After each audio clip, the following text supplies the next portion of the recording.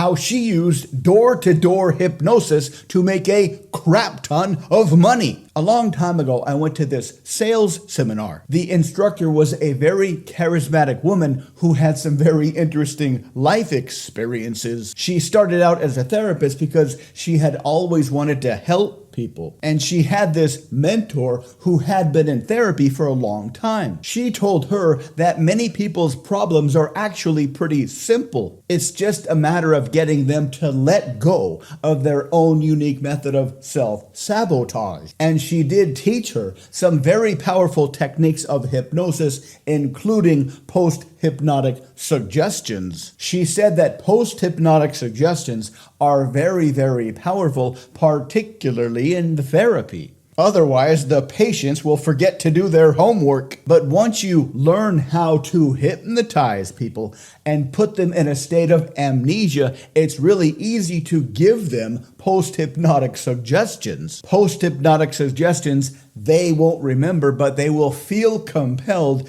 to act upon these suggestions. And the interesting thing that happens within a state of amnesia is that time doesn't really matter. So these post-hypnotic suggestions can go off a minute later or a month later. It doesn't really matter. Or you can set up a whole bunch of external triggers that will set off these post-hypnotic suggestions that have been secretly set up before. But she told her that she didn't really like therapy as much as she thought she might have. She wasn't prepared for the idea that most people don't really want to be healed. In fact, that's the hardest part. So she kind of drifted around for a while, doing all kinds of sales jobs. That's when she found out how easy it is to have a lot of fun using these techniques. With therapy, you have to stay pretty professional, but if you're in sales, you can have a lot of fun doing this. She even experimented with non-sales jobs. Like, she would get a job as a waitress and kind of hang out and talk to her customers like most people do. But within these conversations,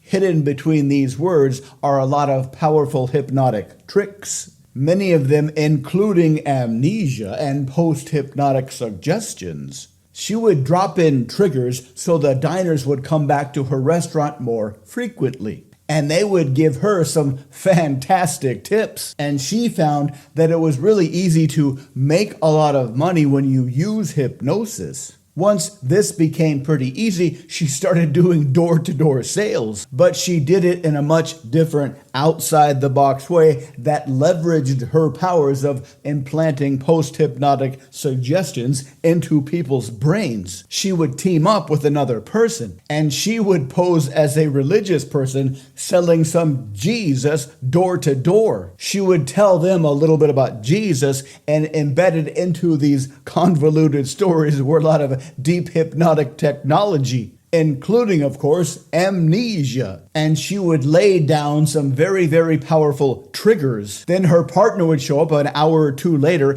do a regular door-to-door sales presentation, but within this door-to-door sales presentation, she would fire off all the previously set hypnotic triggers, which of course would make her sell far more than anybody else at this door-to-door sales company. Of course, all of these stories were to get our brains ready to learn about hypnosis, to open up and get ready to soak in a whole lot of very powerful communication techniques. And after she finished telling us all of these convoluted stories, she looked at us and said, "I hope these convoluted stories convince you of the power of hypnosis, of not only covert hypnosis, but how easily you can install post-hypnotic triggers that you can later use. And if you want, you can use these techniques on strangers to be able to create your own collection of personal buttons in strangers that you can push whenever you want to get them to do stuff." Thank you for watching.